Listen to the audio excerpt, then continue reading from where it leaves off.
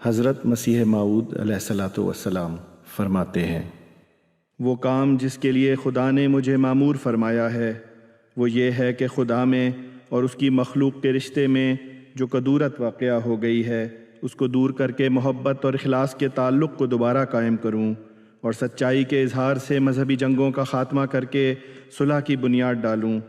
اور وہ دینی سچائیاں جو دنیا کی آنکھ سے مخفی ہو گئی ہیں ان کو ظاہر کر دوں، اور وہ روحانیت جو نفسانی تاریکیوں کے نیچے دب گئی ہے اس کا نمونہ دکھلاؤں،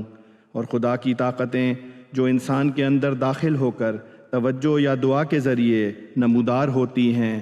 حال کے ذریعے نہ محض قال سے